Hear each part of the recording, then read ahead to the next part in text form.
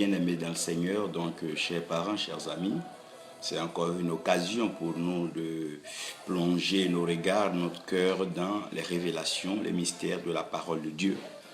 Nous avons eu donc à partager, à échanger ce temps-ci sur beaucoup de choses, mais nous essayons donc de vous ramener à l'amour de Dieu qui est l'essentiel. Donc aussi longtemps que l'amour de Dieu n'est pas encore manifesté, il n'y a même pas donc de salut, il n'y a pas de projet de salut, car Dieu a tant aimé le monde, donc comme nous savons, c'est son amour qui fait qu'il donne son Fils unique. Francis, que Dieu te bénisse et que sa grâce repose sur toi. Donc lorsque Dieu aime la création, Dieu donne son Fils unique, fait quiconque croit en lui ne périsse point, mais qu'il ait la vie éternelle. Donc le principe par lequel Dieu introduit donc le salut à l'humanité, c'est l'amour. Et Paul va dire que nous sommes sauvés donc par grâce, mais au moyen de la foi. Donc il y a la grâce et donc la foi qui vont être dispensables dans notre marche si nous voulons vraiment valoriser et recevoir donc ce salut que le Seigneur nous tend.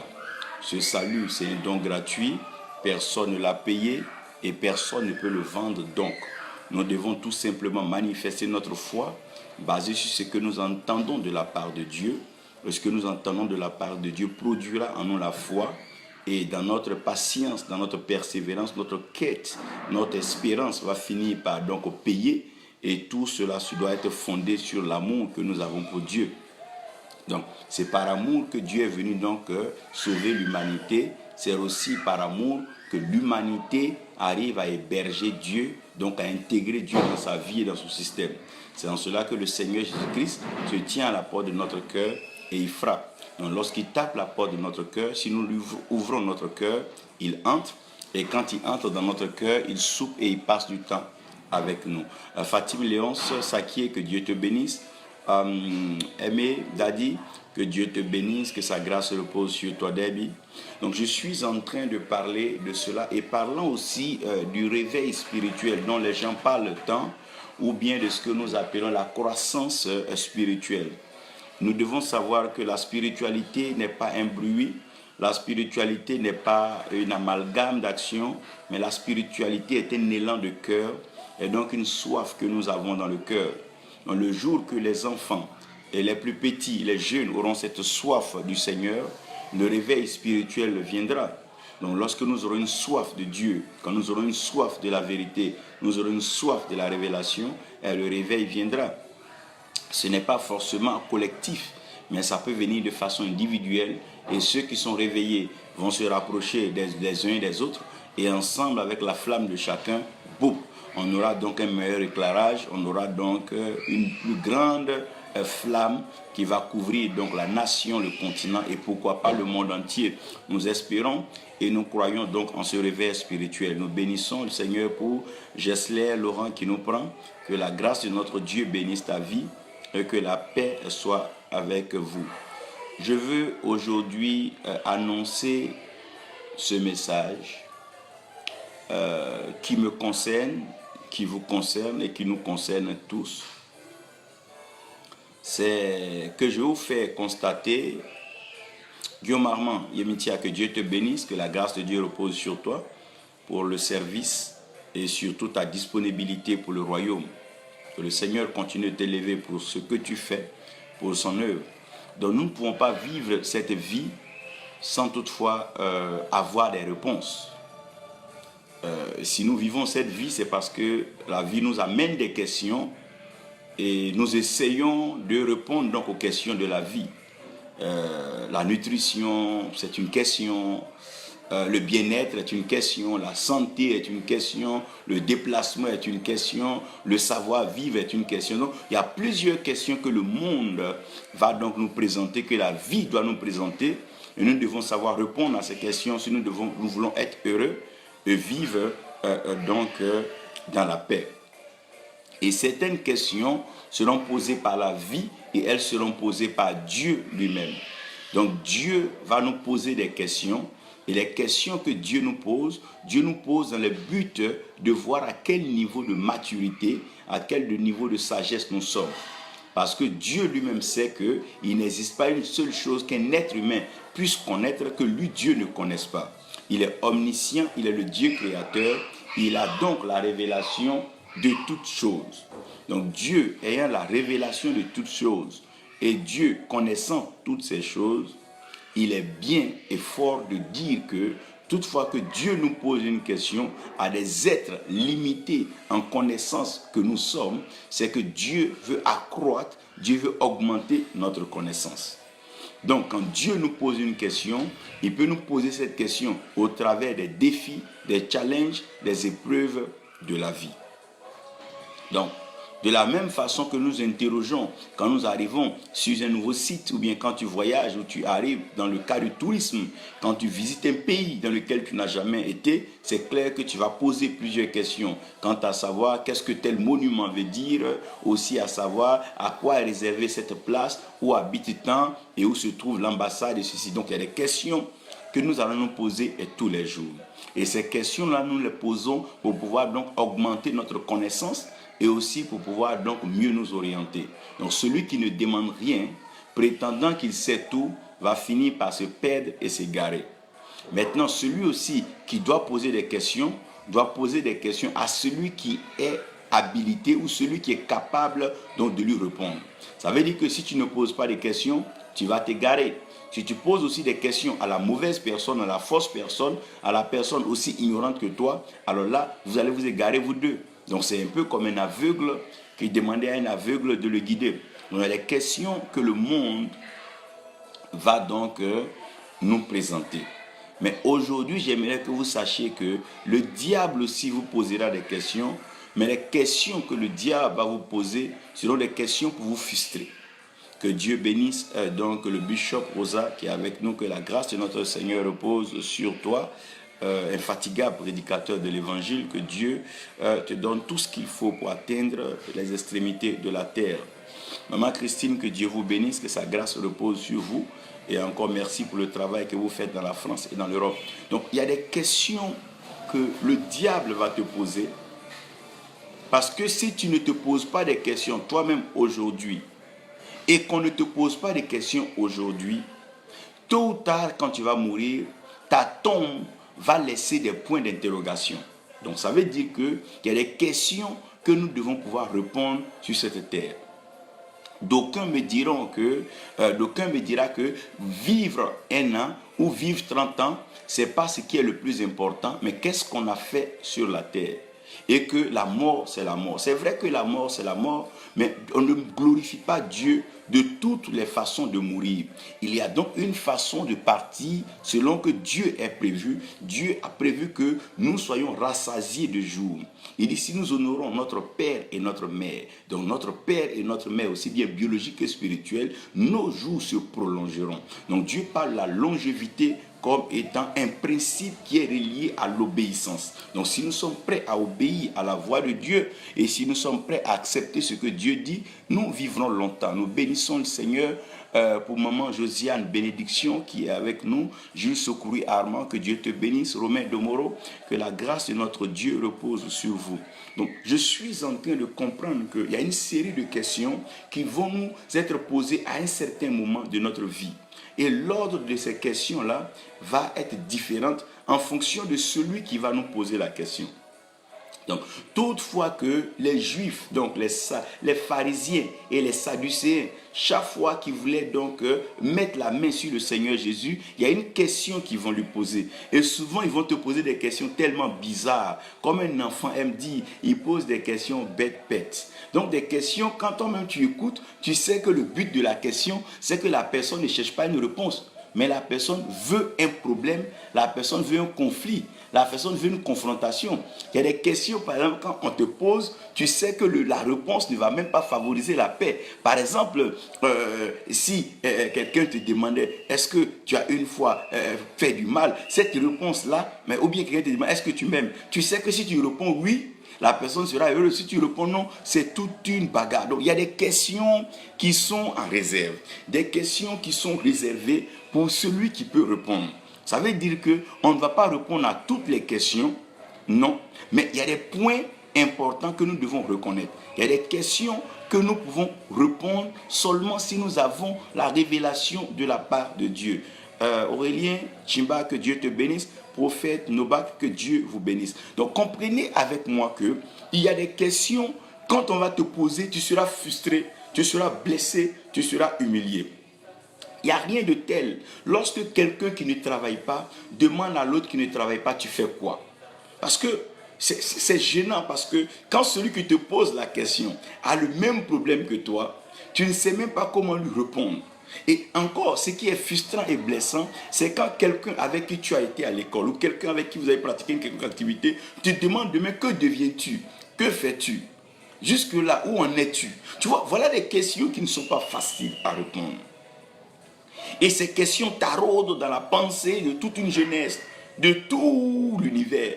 Chacun se pose la question, si demain j'apparais, ou bien je vais quelque part à une ambassade, je vais dans un pays, je rencontre des autorités ou je rencontre des hommes, comment est-ce que je pourrais me présenter? Comment est-ce que je pourrais donc leur dire qui je suis? Lorsque Dieu se révèle à Moïse, Dieu dit à Moïse, quand tu vas partir, bien sûr, en Égypte, tu auras donc à rencontrer des gens qui sont carrément du bloc des ténèbres. Ça, c'est Pharaon. Donc, à Pharaon, tu ne te montreras pas vraiment, mais tu lui donneras ma commission. Dis-lui, laisse mon peuple sortir. Donc, Dieu n'a pas forcément besoin que ses enfants partent se pavaner, se révéler ou se montrer au monde. Cela n'est pas important. Parce que quand Christ est venu, la Bible dit qu'il s'est révélé aux siens, il s'est manifesté aux siens. Je veux dire que ce n'est pas parce que tu es un enfant de Dieu que tu vas aller au village en pleine réunion de sorcellerie, tu vas venir crier, je suis chrétien, je suis en Christ, c'est pas ce que la Bible nous demande. Mais tu dois te révéler, tu dois révéler ton identité à tes frères et à tes sœurs, de peur que, en ne te connaissant pas, ils méprisent l'autorité ou bien ils bafouent une autorité sans toutefois savoir. Quand Myriam et Aaron étaient en train de critiquer Moïse, c'est peut-être parce que l'introduction et la présentation n'a pas été vraiment faite. Qui est Moïse? Donc, si la question qui est Moïse avait été réellement posée, je ne pense pas que Myriam et Aaron se seraient lancés dans cette injure ou cette forme de contestation qui n'avait pas de tête et non plus de queue. Vous devez savoir qu'il y a des questions qui sont importantes et nous devons pouvoir répondre à notre génération, pouvoir répondre à nos frères et répondre à nos sœurs. Pas dans la précipitation, pas par un désir de pouvoir paraître ou de vouloir donc les faire taire, sinon les rabrouer, mais nous devons répondre aux questions que les nôtres nous posent. Et nous devons répondre à ces questions parce que les questions qu'ils posent vont leur servir de guide de révélation. En d'autres termes, lorsque le Seigneur voit la femme au puits donc de Jacob, la femme samaritaine, la révélation est venue à la suite des questions. Donc, lorsque elle lui présente qui elle est, elle décline son identité, qu'elle est samaritaine et que le Seigneur Jésus, il est juif. Donc, ça veut dire que partant de là, de par qui je suis, de par qui tu es, nous n'avons même pas besoin de changer longtemps sur l'eau. Parce que nous ne partageons pas grand-chose. Cependant, chacun adore. Aussi bien dans les ténèbres que dans la lumière, il y a une adoration. Mais quelle est l'adoration qui est la meilleure? Essayons de mettre notre adoration pour voir qui adore mieux. Nous nous adorons sur les montagnes, à savoir la montagne Gazirim, et vous vous adoriez sur la montagne des vœux. Bon, il est aussi dit qu'il est possible que Jérusalem étant devenu le lieu de la révélation, là où Christ a été crucifié, ou bien là où la capitale est aujourd'hui, donc Jérusalem sera le lieu de l'adoration. Donc le Seigneur va lui parler, lui disant que non, l'adoration dont tu parles n'est pas une question de lieu, n'est pas une question de site. Non, mais l'adoration dont tu es en train de parler est une question de cœur. Et cette adoration va se faire en esprit et en vérité. Pourquoi? Parce que si tu n'as pas la révélation de qui tu adores, tu feras une fausse adoration. Si tu n'as pas la révélation de comment adorer, ça veut dire que tu seras en train de faire du faux dans un vrai.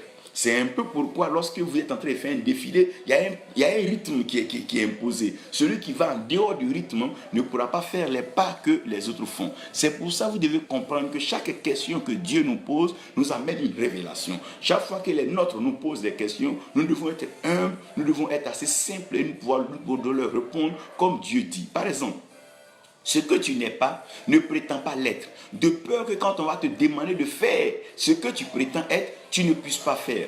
Donc, quand quelqu'un te pose une question, prends ton temps et laisse Dieu te convaincre, laisse Dieu t'inspirer dans la réponse de cette question. Tu es béni, Bacchus, Alain Dutosier, que Dieu te bénisse, est né et que Dieu bénisse maman et toute l'église. Donc, comprenez que lorsque la création t'emmène une question, cette question peut directement te détruire comme te bâtir. Parce que tu vas répondre toujours par ta bouche, à full love, tu es béni, alors que la mort et la vie sont donc suspendues à la langue. Donc beaucoup de personnes sont obligées de mentir, essayer de créer des histoires, inventer des témoignages pour se faire accepter et pour entrer dans une position, dans un état qu'ils ont défini, qui est un idéal, un rêve qu'ils veulent atteindre. Ce n'est pas mauvais. Mais lorsque la question te sera posée, est quand même la tranquillité de pouvoir laisser Dieu t'inspirer. Il dit quand on vous conduira devant des tribunaux, ce n'est pas à vous de réfléchir, de penser à ce que vous devez répondre. Mais lorsque la question vous sera adressée, l'Esprit de Dieu, Dieu lui-même,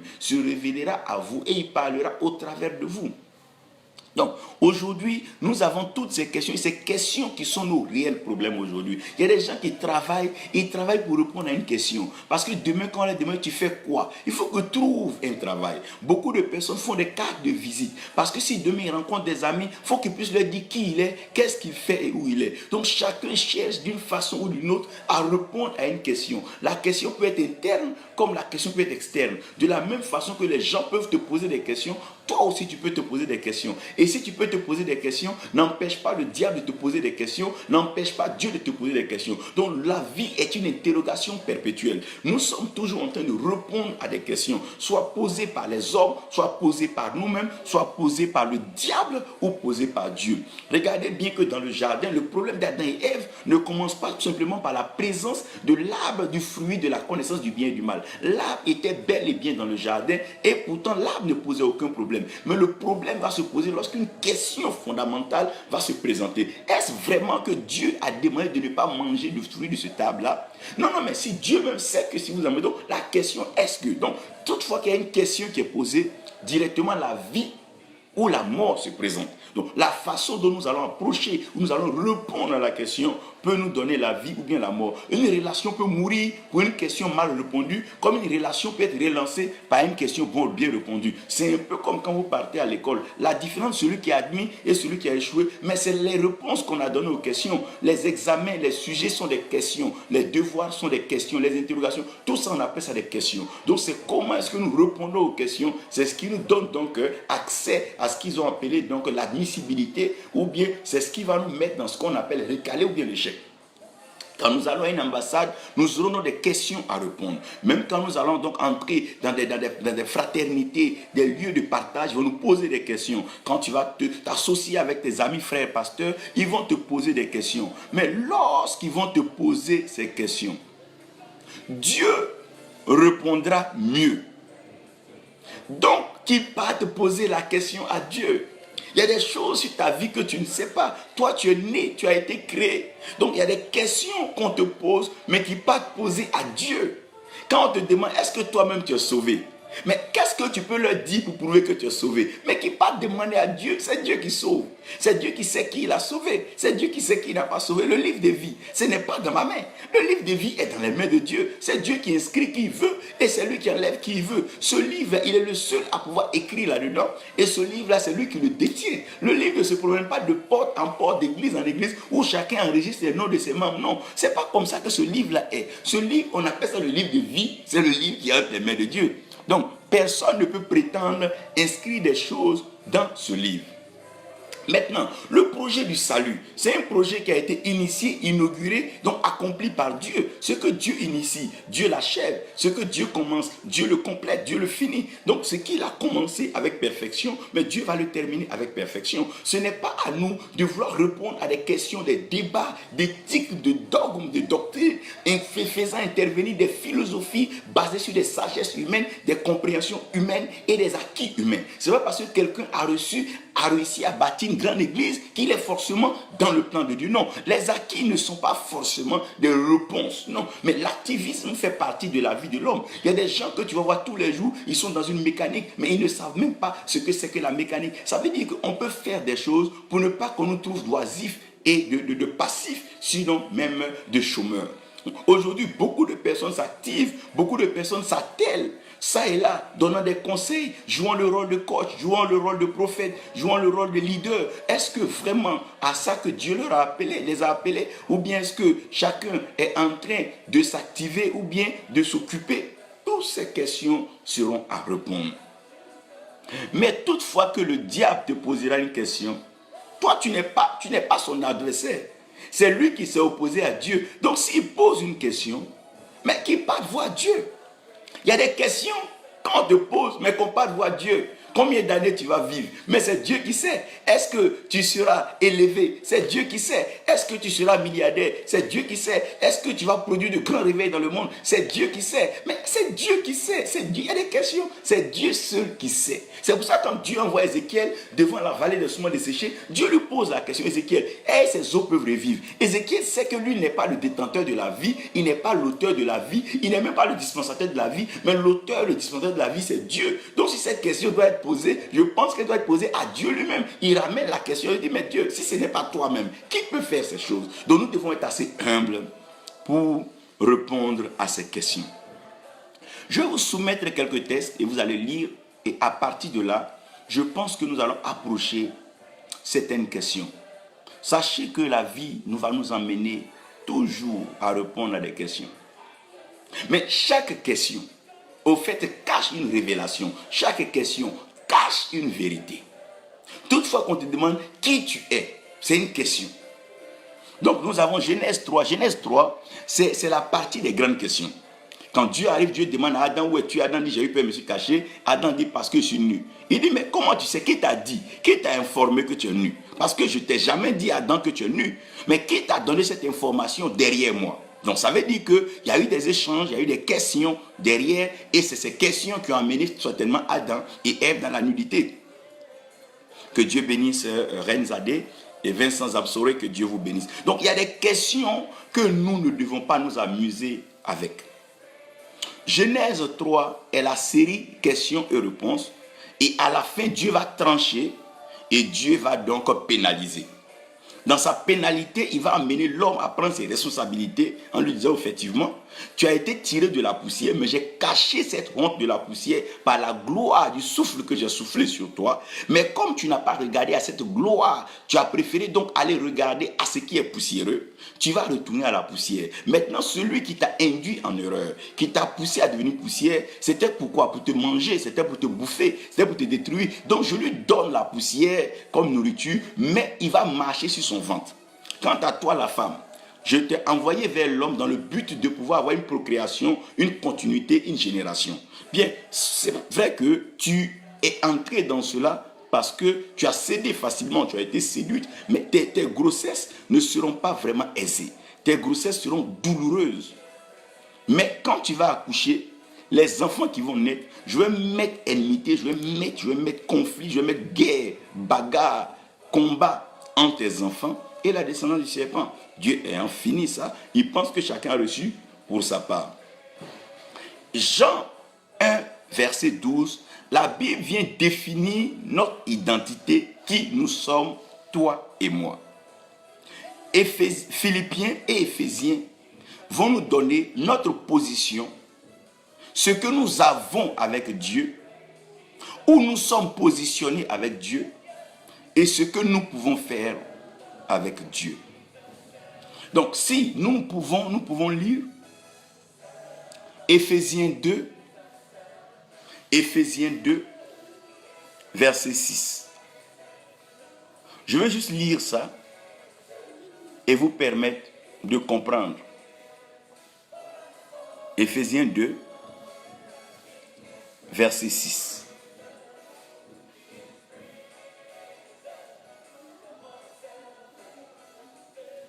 Je prends une version française. Ça veut dire, et il nous a ressuscités ensemble. Waouh! Il nous a ressuscités ensemble. Vous et moi. Christ, nous tous. Il nous a ressuscités ensemble. Et il nous a fait asseoir ensemble. Il met bien ensemble. Ensemble. Or, il nous a ressuscités ensemble. Et il nous a fait asseoir ensemble dans les lieux célestes en Jésus-Christ. Cette version dit dans le Christ Jésus. Donc il nous a ressuscités ensemble et il nous a fait asseoir ensemble dans les lieux célestes, les lieux élevés,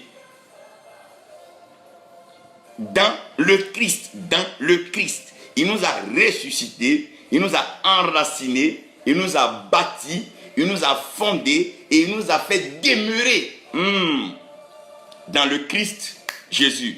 Père spirituel, Père céleste, tu as l'autorité spirituelle suprême, tu règnes dans le ciel et sur la terre, tu accomplis tes œuvres. Viens maintenant par ta parole, bénis-nous, comble-nous, restaure-nous, oriente-nous tous les jours à pouvoir, oh Dieu, vivre cette vie comme tu l'as désigné, comme tu l'as voulu pour nous, afin que nous ne perdions pas de vue l'essentiel, ce pourquoi tu nous as amenés sur la terre. Nous savons, Seigneur, que nous sommes la réponse à la création, car la création tout entière attend avec un ardent désir la révélation des fils que nous sommes et des filles qu'elles sont. Merci Père pour ce que tu fais au nom de Jésus. Amen. Que le Seigneur donc continue de vous bénir. Nous sommes dans cette série que nous avons commencée et j'étais en train donc de vous parler de la première question qui est la vraie question, la question fondamentale qui s'impose à tous et chacun doit pouvoir un jour répondre à cette question, c'est le mystère de l'identité. Le mystère de l'identité. Lorsque Dieu crée, Dieu prend la poussière de la terre, on sait que ça c'est la terre, et Dieu souffle dans l'homme le souffle de vie, dans le roi qui est l'esprit, dont l'esprit est identifié, la chair est identifiée, mais il y a quelqu'un qui va naître. Donc ce devenir, c'est l'âme. Donc l'âme qui est un devenu, l'âme doit pouvoir répondre à des questions. L'esprit est déjà esprit, la chair est déjà chair. Tu n'as plus besoin de dire ce que c'est que ton corps, c'est la chair. Ça là, c'est la chair. Le vent, le souffle que tu respires, tu n'as pas besoin de dire que c'est l'esprit, c'est l'esprit. Mais là où il y a un problème fondamental, c'est le problème identitaire et c'est le problème de l'âme. L'état de l'âme, l'identité de l'âme. Qui es-tu? Il y a des lieux quand tu poses la question à une personne, qui es-tu? La personne est blessée, elle est frustrée. Mais c'est une question qu'on doit te poser. Même si on ne te pose pas aujourd'hui, mais on te la posera demain. Qui es-tu?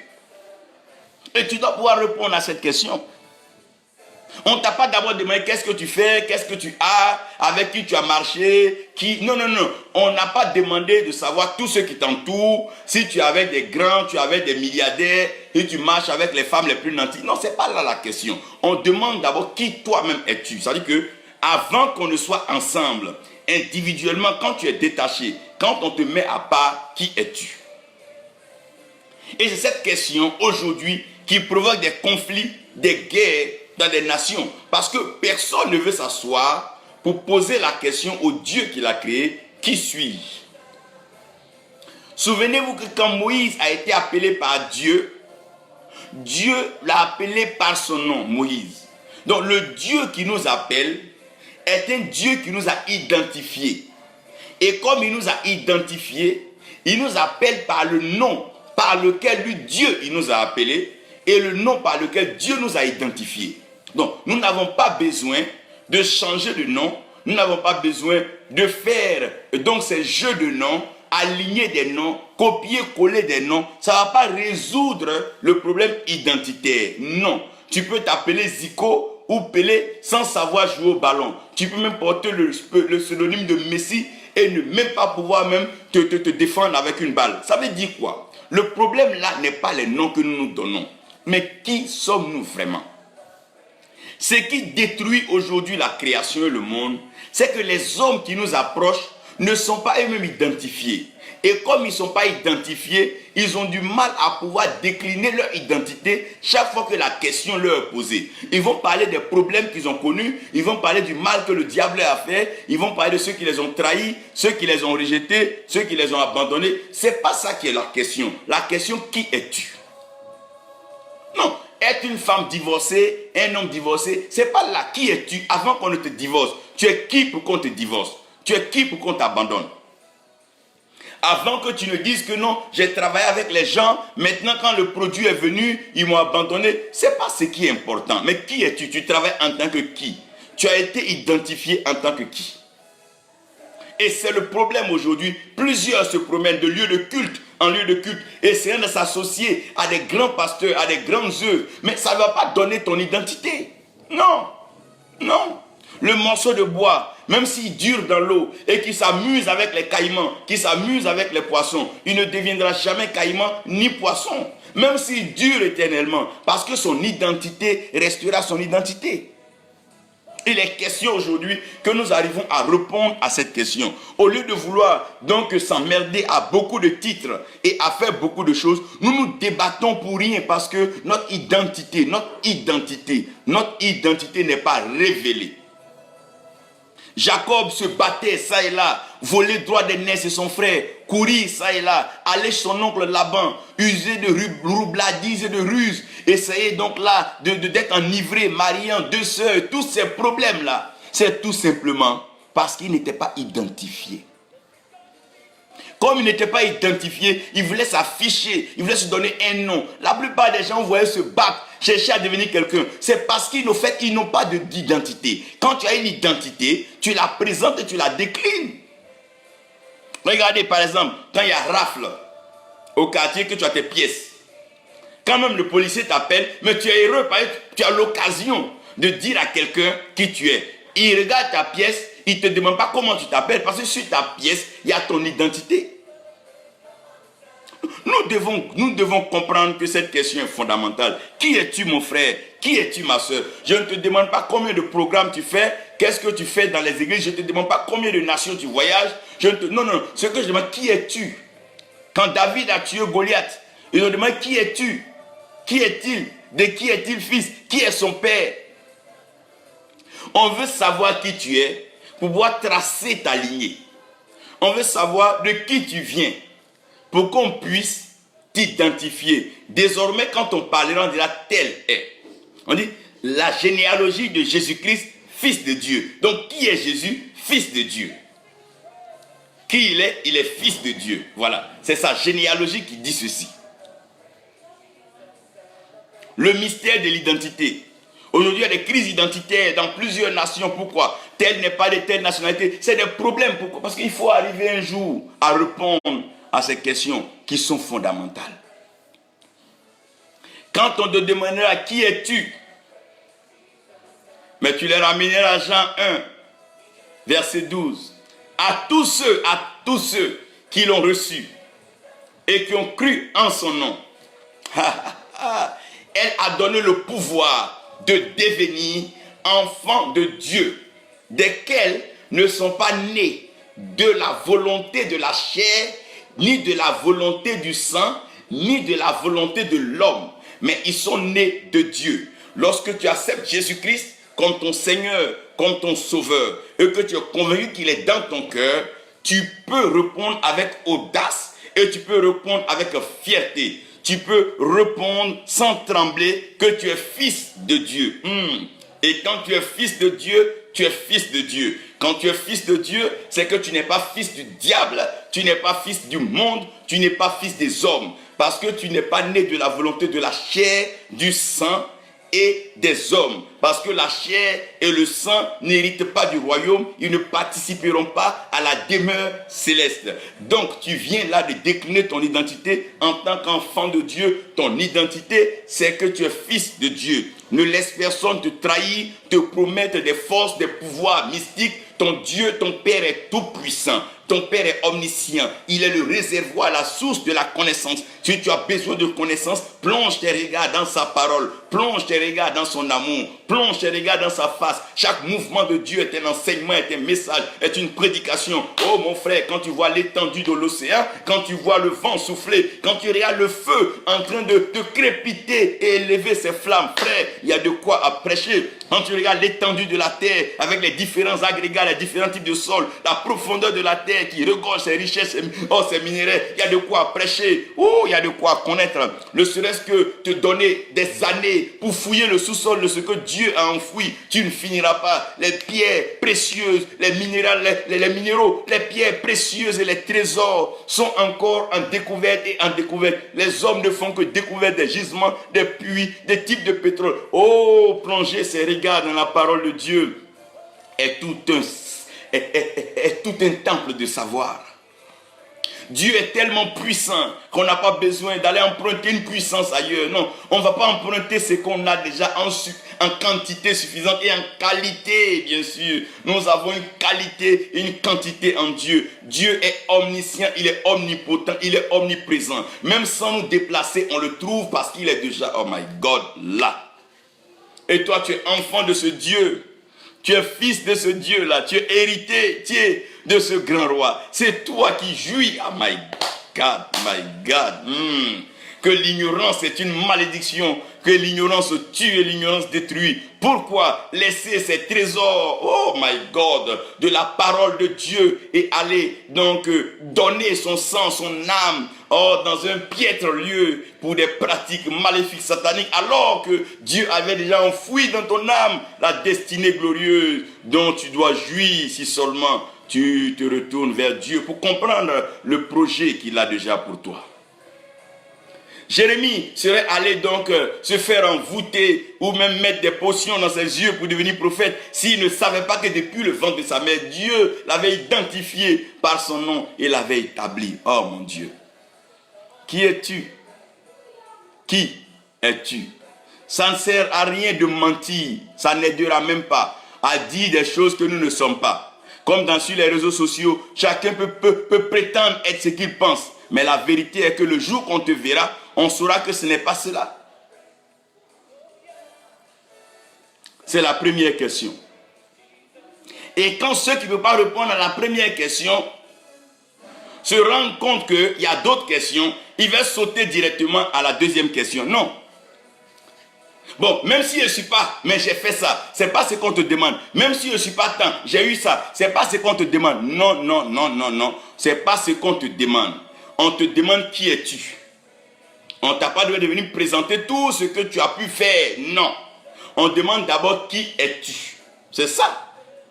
Saül n'a pas demandé qui a tué Goliath. Il dit, mais c'est le fils de qui?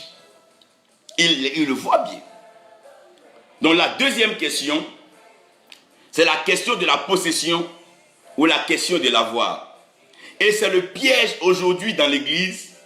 On saute le débat identitaire. On manque d'emmener les gens à Christ et à les faire naître de nouveau parce que nous sommes tout de suite influencés par leurs avoirs, leurs possessions. Celui qui rentre à l'église aujourd'hui avec des voitures, avec de l'argent, avec des trésors, tout de suite là on est convaincu qu'il est diacre, qu'elle est diaconesse, qu'il est ancien, qu'elle est ancienne, ou même on va plus loin même lui donner donc la place dans le sacerdoce. Parce que l'avoir veut influencer l'État. La possession veut influencer l'identité, mais il n'est pas question. Ce que tu as, c'est ce que tu as. Et tu l'as par la grâce de Dieu. Si tu l'as eu par la grâce de Dieu, pourquoi alors t'enorgueillir? Pourquoi alors crier haut et fort que tu as ceci, que tu as cela? On a posé la première question, qui es-tu? Et la deuxième question, c'est le mystère de la possession. Qu'est-ce que tu as?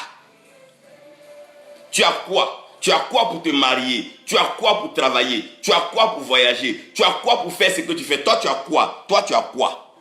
Toi, tu as quoi? Tu as quoi dans tes mains?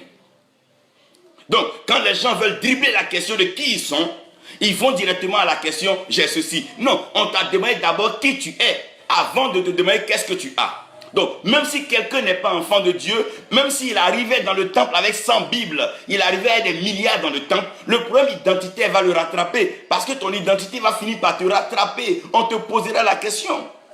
Tout le monde peut courir sur la place publique du village. Mais au tomber du soir, chacun doit rentrer dans sa famille, dans sa lignée pour aller dire au moins ce qu'il a vu dehors. Où iras-tu?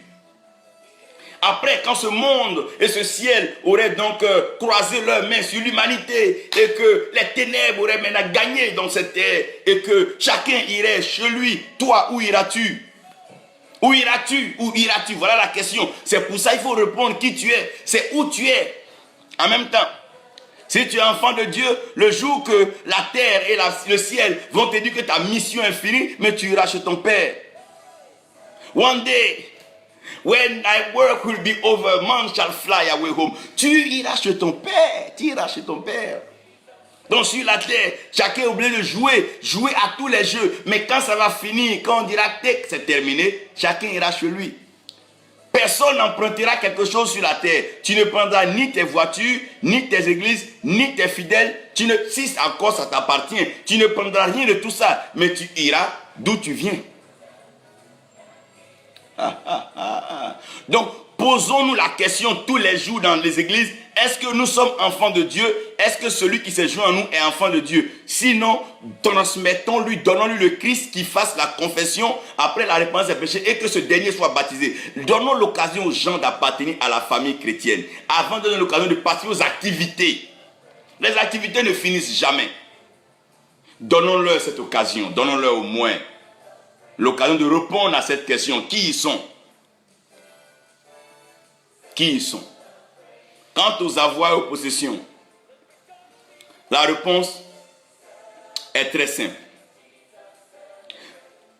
Je possède toutes choses dans mon Père, en Christ, en Dieu. Ça veut dire, Dieu nous a bénis au-delà de nos espérances, au-delà de nos ententes, en fonction de sa glorieuse richesse et sa richesse abondante en Christ. Donc quand tu es enfant de Dieu, ce qui est à Dieu t'appartient. La seule chose, c'est que c'est quand tu as un besoin que Dieu fait face à ce besoin. Sinon, tout ce qui est à Dieu t'appartient. Les richesses que Dieu a, ce sont ces richesses que Dieu a soufflées en toi. Parce que la plus grande richesse qu'un homme peut avoir, c'est la vie. Et Dieu a soufflé en toi sa vie. Si Dieu ne t'a pas refusé sa vie, ce n'est pas le matériel, ce n'est pas les trésors, ce n'est pas les richesses que Dieu va te refuser. Non. Si Dieu a pu te faire à son image et à sa ressemblance, ce n'est pas les restes des choses qu'il te donnera. Pas. Parce que Dieu sait que les richesses qui sont en lui, ces richesses sont en toi. Parce que Dieu n'est pas égoïste. Et Dieu n'est pas méchant. Dieu est très généreux et Dieu est très hospitalier. Tout ce qui là nous appartient. Et sa maison est notre maison. La demeure, la Nouvelle Jérusalem dont nous parlons tant, c'est la demeure du grand roi. C'est la demeure, la cité céleste. La cité des Lumières, la cité de notre Dieu, notre Sauveur, notre Dieu. Il nous permet d'entrer dans cette cité. 2 o'clock p.m. Ne t'en veux pas parce que tu n'as pas ce que les autres ont. Mais tu as ce que Dieu a. Quand tu as déjà ce que Dieu a et que ce que Dieu a t'appartient, mon frère, tu ne peux que te réjouir. Au lieu de pleurer pour ce que tu n'as pas, réjouis-toi parce que tu as tout en Jésus-Christ. Tu as tout.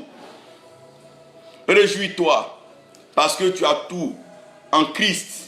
Et il peut le manifester en fonction des besoins. Tu ne manqueras pas de vêtements. Tu n'auras pas faim. Tu n'auras pas soif. Il te comblera. Il te permettra d'accomplir ce pourquoi il t'a emmené sur la terre. Dieu fera face à tes besoins. Il comblera tes besoins en fonction de ses richesses glorieuses en Christ. Les trésors que Dieu a dans le ciel, sur la terre et sous la terre, mon frère, des générations après des générations, des milliers de vivants après des milliers, ces richesses ne finiront pas. Plus les temps avancent, plus on découvre le pétrole, des qualités d'or, de diamants, des pierres précieuses, des perles. Ça ne finira pas, ça ne finira pas. Donc, à la question, qu'est-ce que tu as? Mais mets-toi à l'aise. Mets-toi à l'aise et donne-leur la réponse.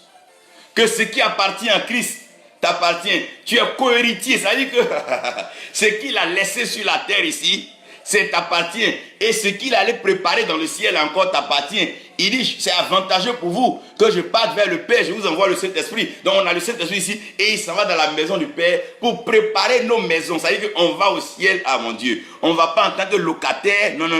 Mais on va en tant que propriétaire de maison. Waouh. Waouh. Tout ce qu'il a nous appartient. Sa sagesse nous appartient. Sa richesse nous appartient. Son honneur nous appartient. Sa force nous appartient. C'est pour ça qu'il dit que sa force nous suffit. Que le faible dise qu'il est fort. Mais il a pris la force sur ça. Mais en Christ, celui à qui il appartient, la gloire lui appartient. Ouh. Et il va nous glorifier. La troisième question, c'est la question de la position, le devenir. Quand on te pose la question, où es-tu? Tu es dans l'organisation, tu es à quel poste? Quelle est ta position? Pour ça, les hommes sont prêts aujourd'hui à vendre leurs âmes, multiplier les titres, créer des pseudonymes, emmener des noms tonnerres, des noms fantômes, des noms fantaisistes, parce que chacun veut une position. Chacun veut qu'on voit en sa position un devenir, un avenir, un projet, un futur projet. Quand le gars dit, je suis pas le président on voit en lui quelqu'un qui va gérer tout un système, qui aura une diplomatie propre à lui. Non, non, non, non, non, non. Quelle est ta position? Quelqu'un peut être assis par terre, mais entendre mieux Dieu que celui qui est arrêté sur une chaise ou sur une montagne. Non. La position, quelqu'un peut être dans les profondeurs et entendre la voix de Dieu mieux que celui qui est dans les hauteurs. Oui. Oui. C'est une question de Dieu qui place les hommes. Ce n'est pas les hommes qui se placent, non. C'est Dieu qui place les hommes. C'est Dieu qui a placé Adam et Ève dans le jardin. C'est Dieu qui place les hommes. On ne se bat pas comme dans une jungle pour se faire une place.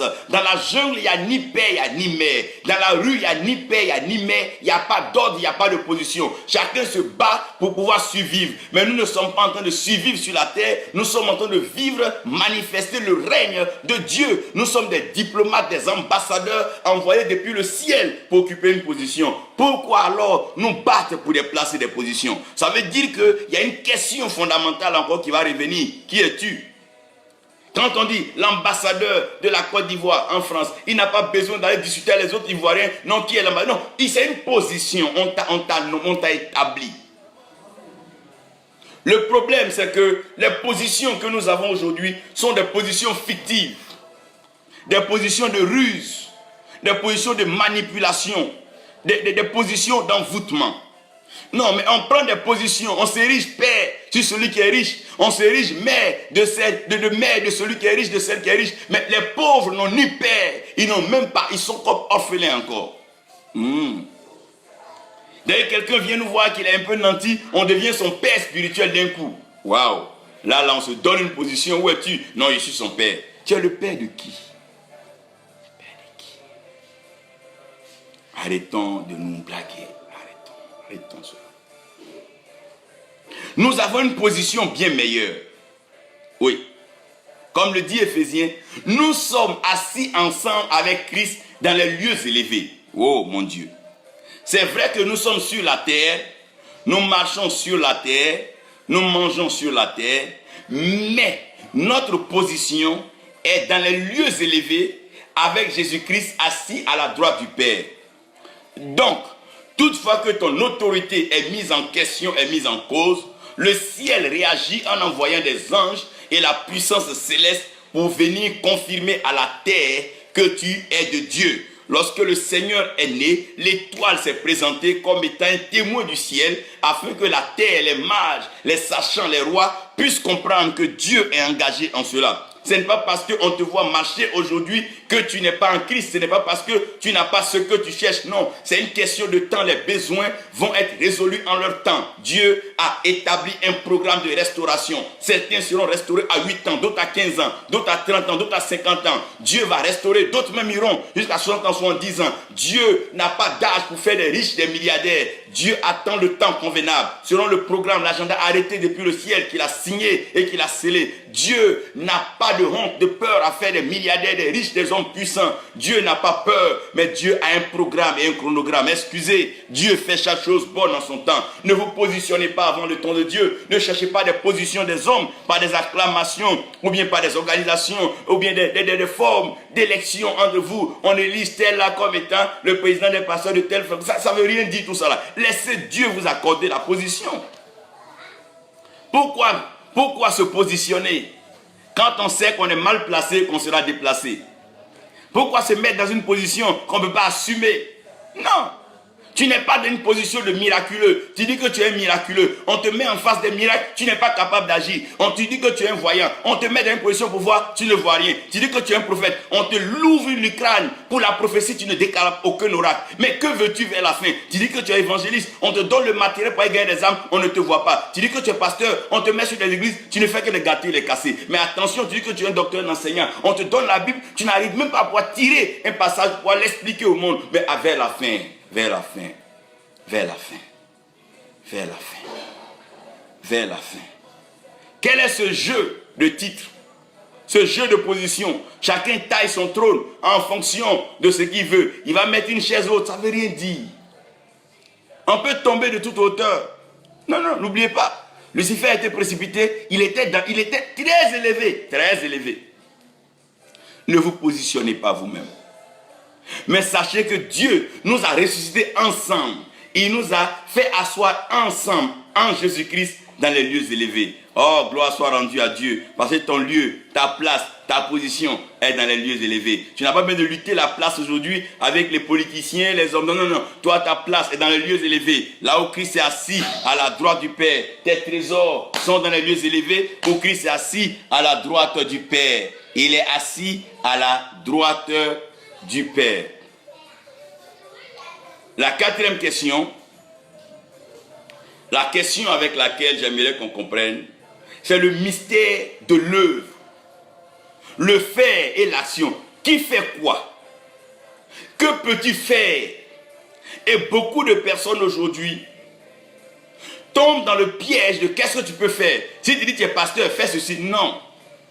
Quand tu sais qui tu es en Christ, que tu sais ce que tu as avec Christ et que tu connais ta position en Christ, le faire n'est pas quelque chose de compliqué.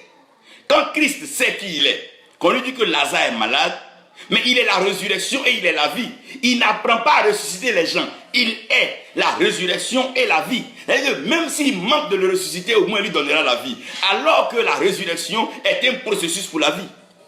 Donc, il est serein. Parce qu'il est la résurrection et la vie. Donc, il n'y a même pas d'occasion que Lazare puisse même disparaître. Parce que Lazare est malade et lui, il est la parole. Ça veut dire qu'il envoya sa parole et sa parole est guérie. Donc, même si sa parole vient, que ça n'a pas guéri Lazare parce que Lazare est mort, il a encore la résurrection. Et même si Lazare est ressuscité, que Lazare ne veut plus vivre, il est la vie. Donc, Lazare est dans un système à 100% miracle. Oui, il est dans un processus. Non, il est à 100% miracle. Ouf, my God. Il est à 100% miracle. Dieu connaît son œuvre. Dieu sait pourquoi il t'a créé. Il sait pourquoi il t'a envoyé sur la terre. Laisse Dieu te conduire au lieu où il veut révéler sa gloire. Dieu a conduit David au temps convenu dans la présence de ses frères, alors qu'il voulait mettre Goliath dans une position de défaite afin que la victoire soit pour le peuple de Dieu. Et Dieu va permettre que ce jeune David arrive à ce moment où Goliath avait épongé, épuisé ses cartouches, il avait bavardé pendant 39 jours, alors que le 40e jour, comme les 400 ans, devait servir à faire sortir le peuple. My God. Que faire? Que fais-tu? Que fais-tu? Que fais-tu? Que fais-tu dans cette affaire? N'oubliez pas que vous n'avez pas besoin de faire pour prouver aux gens. Mais ce que vous êtes fait déjà, oh my God, ce que Dieu fait. Quand Dieu dit que tu es, les hommes n'ont pas besoin de croire. Mais tu es déjà ce que Dieu dit que tu es, parce que Dieu a déjà dit ce que tu es. Jésus-Christ est parole, il est la résurrection, il est la vie. Donc que Lazare tombe malade, que Lazare meure, qu'on enterre Lazare, ça n'annule pas la parole, ça n'annule pas la résurrection, ça n'annule pas la vie. Puisque ça n'annule pas la résurrection, ça n'annule pas la vie, ça veut dire que ça n'annule pas aussi la parole. Parce que la parole de Dieu est venue pour que nous ayons la vie. Quand Dieu parle, Dieu active sa parole par la puissance du ciel. Quand Dieu dit c'est comme ça, Dieu le fait comme ça. Oui. Lorsque Dieu t'a établi sur des nations, Dieu t'a déjà établi sur les nations. Toute puissance qui va s'élever contre toi rencontrera la puissance du Très-Haut. C'est Dieu qui a envoyé Jonas. Tous les poissons, alligators, baleines qui veulent essayer d'attaquer Jonas auront affaire à Dieu. Le poisson a mieux de composer avec Dieu parce que le Créateur, il est l'unique et c'est lui qui est vainqueur en tout temps. Dieu maîtrise la création, il maîtrise la créature, il maîtrise son sujet. Son plan ne sera jamais abrogé par un homme. Dieu accomplira pleinement sa volonté parce que Dieu fait son œuvre. Christ dit, je fais ce que je vois mon Père faire parce que mon Père est à l'œuvre, moi aussi je suis à l'œuvre. Donc il y a les œuvres de Dieu, il y a les œuvres des hommes, il y a les œuvres des ténèbres. Quittez les œuvres des ténèbres et arrêtez les œuvres des hommes.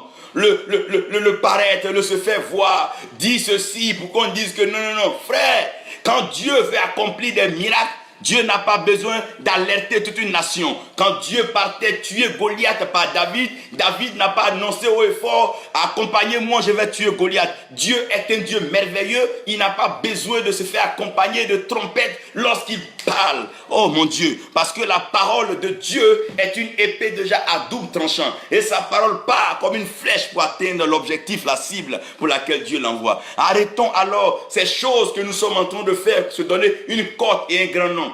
Quand Dieu veut produire des grands miracles, Dieu surprend la création et Dieu surprend même celui qui est à l'œuvre parce qu'il est Dieu. Il fait comme il veut, quand il veut, surtout pour sa gloire. Quelles sont ces œuvres de Dieu? Quelle est cette œuvre? Que fais-tu? Que peux-tu faire?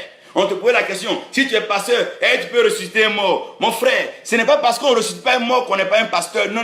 Ce que tu es déjà. Ce que tu fais, tu le fais dans le programme, dans le chronogramme de Dieu. Oui. Ne faites pas les choses pour impressionner les autres. Ne faites pas les choses pour que les autres disent que non, moi aussi j'ai ça. Non. Si Dieu t'a appelé comme messager, prêche les messages. Tu n'as pas besoin d'avoir ce que les autres ont. Fais ce que Dieu te demande de faire et tu verras la main, la puissance de Dieu dans ce que Dieu t'a demandé de faire. Que fais-tu? Qu'as-tu fait? Et à cette question-là, nous avons beaucoup de problèmes. Chacun va répondre un peu de tout. J'ai fait ceci, j'ai fait cela. Mais on peut avoir tout fait sans avoir fait la volonté de Dieu. On peut avoir prié toutes les prières sans avoir entendu la volonté de Dieu.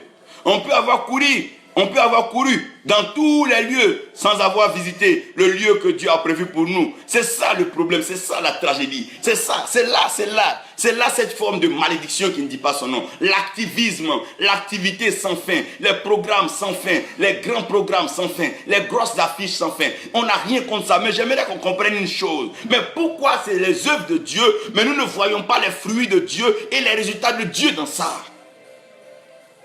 Pourquoi nous convoquons les malades en grand nombre, ils viennent au programme, ils ne sont pas guéris, ils ne retrouvent rien, ils partent le cœur encore même plus incrédule, ils partent encore plus malheureux parce que nous les convoquons au nom d'un Dieu qui n'a convoqué personne. Nous invitons les gens vers un Dieu qui n'a invité personne. Nous choisissons des dates sans consulter Dieu et nous voulons agir à la place de Dieu. Oh mon Dieu, que fais-tu? Que fais-tu? Que fais-tu? Que fais-tu? Que fais-tu là? Que fais-tu? Il dit, ne faites rien, restez à Jérusalem jusqu'à ce que vous ayez reçu la promesse. Cette promesse est en même temps un signe. Quels sont les signes de la promesse? Le jour de la Pentecôte, nous avons eu des signes. Et ce signe a été un sceau. Le signe les a marqués. Le Saint-Esprit les a distingués, les a mis à part. Tout le monde savait que le signe était aussi une promesse. Mais la promesse était aussi un sceau. Quand Dieu t'a appelé, il te donne un signe. Et quand tu as le signe, il te scelle. Non, c'est pas parce que tu nages dans l'eau que tu es devenu un poisson. Non, tu n'as pas été scellé. Non. Et n'oublie pas que tu ne peux pas tromper le diable. C'est lui qui mettait le sceau à la perfection de tout ce que Dieu avait créé. Donc tu ne peux pas mentir au diable. Et tu ne pourras pas mentir à Dieu. Tu peux mentir aux hommes, mais tu ne pourras pas mentir au diable. Et tu ne pourras pas mentir à Dieu. C'est pour ça. Laisse Dieu te donner ton chronogramme. Laisse Dieu te donner ton programme. Mais laisse Dieu. À peine on t'a appelé, on dit tu es prophète, le lendemain tu vas prophétiser sur tout le monde que tu vois. Attention, attention, attention. Qui veux-tu impressionner? Qui veux-tu impressionner? Qui veux-tu manipuler? Dieu est puissant. Et Paul dit, je puis faire toutes choses. Si j'ai pu faire toutes ces choses, c'est par Christ qui me fortifie. Donc, Paul a pu faire ces choses-là par qui? Par Christ qui le fortifie. Par quoi Josué a arrêté le soleil et la lune? Josué a arrêté le soleil et la lune par la parole de Dieu qui l'a fortifié. Et la parole de Dieu, c'est Christ. Avec qui Daniel a pu s'imposer devant ces rois difficile à vivre comme Nebuchadnezzar, Cyrus et autres, mais c'est bien sûr par la parole de Dieu. Avec quoi Joseph, un enfant comme lui sorti de prison, a pu s'imposer en Égypte et vivre dans ce monde à crabe égyptien avec cette magie. C'est bien sûr par la parole, la puissance, la sagesse de Dieu. Dites-moi avec quoi David a tué l'ours et le lion et Goliath. C'est avec la puissance de Dieu. Je puis tout. Je puis tout par celui qui me fortifie. Tu peux tout par ce Christ qui te fortifie. C'est lui qui doit te fortifier. Ne te donne pas des programmes comme laisse le Seigneur agir en toi, agir par toi et tu verras des résultats. Sinon depuis, tu fais des rassemblements, tu mets des sommes par-ci par-là, mais il n'y a pas de produit, il n'y a pas de conversion, il n'y a pas de vie transformée, il n'y a rien dedans. Parce que c'est Dieu seul qui a le secret de sa parole. C'est lui seul qui a la révélation, le rouage de sa parole. C'est pas toi, c'est lui Dieu. Toi, tu as son image et tu as sa ressemblance. Mais c'est lui qui est Dieu. C'est lui l'original. C'est lui qui est la source. C'est lui qui est l'auteur. C'est lui qui accomplit toute œuvre. Ce que sa bouche dit, oh, ta main ne peut pas accomplir. Ma main ne peut pas accomplir. Nos mains mises ensemble ne peuvent pas accomplir. C'est pour ça que quand les gens se rassemblent pour faire la volonté, non, non, non. C'est la main de Dieu qui accomplit ce que sa bouche dit. Frère, nous devons répondre à ces questions. Je puis tout. Donc je peux tout faire par Christ qui me fortifie. Si on me pose la question, qui est-ce que je suis? Je suis enfant de Dieu. Qu'est-ce que j'ai? J'ai tout parce que mon Père est riche en gloire, en trésor. Et tout ce qui lui appartient m'appartient. Quelle est ma position? Je suis assis dans les lieux célestes avec Jésus-Christ, à la droite du Père, dans sa gloire. Qu'est-ce que je peux faire sur la terre? Je ne peux faire que tout ce que le Seigneur me permet de faire. J'ai pu tout par celui qui me fortifie. Que Dieu vous bénisse, que sa grâce repose sur vous et que sa paix soit avec vous. Je vous en prie, ne vous précipitez pas pour répondre aux questions des gens. Laissez Dieu se révéler à vous et laissez Dieu vous révéler au monde et aux nations. Ce temps arrive, Dieu vous présentera. Vous allez voir, les signes et les prodiges vous accompagneront. Les miracles seront toujours là. Les grands rassemblements, Dieu en organisera quand Dieu voudra. Parce que Dieu sait quand le temps vient pour faire une chose. Et quand le temps est passé. Mais je suis là pour te dire aujourd'hui que ton temps n'est pas encore passé. Ne regarde pas à ton âge. Ne regarde pas ce que les autres sont en train de faire. Ne te laisse pas distraire. Concentre-toi. Consacre-toi à Dieu. Très bientôt, tu verras que Dieu est fidèle à son œuvre. Amen, Yépié, que Dieu te bénisse. Angéline, Yehou, Dieu te bénisse. Vincent, Zabsore, God bless you. Guillaume, Francis, que sa grâce repose sur toi. Evelyne, Marcel, Dieu te bénisse. Pasteur Okubo, Désiré, que Dieu te bénisse. Que sa grâce soit toujours avec toi. Bishop Jean-Honoré Dawe, que Dieu te bénisse. Bishop Moshe, que la grâce de Dieu repose sur toi. Yavo, tu es béni. Emmanuel Konene, que Dieu te bénisse. Maman Ginette, que la grâce de Dieu repose sur toi. Isaac Breka, tu es béni. Pasteur Seka Roger, que la grâce de Dieu repose sur toi. Nous apprécions le travail que tu fais en Europe et en Asie. Tu es une bénédiction pour le royaume. Israël Oulaï, que Dieu te bénisse. Reine Zadé, tu es béni. Afolov, que Dieu vous bénisse et que sa grâce repose sur vous pour toujours. À une prochaine séance encore, que la paix de Dieu repose sur vous. N'oubliez pas votre identité. Vous êtes déjà enfant de Dieu parce que vous avez accepté le Seigneur Jésus-Christ comme votre Seigneur et comme votre Sauveur. Vous êtes enfant de Dieu.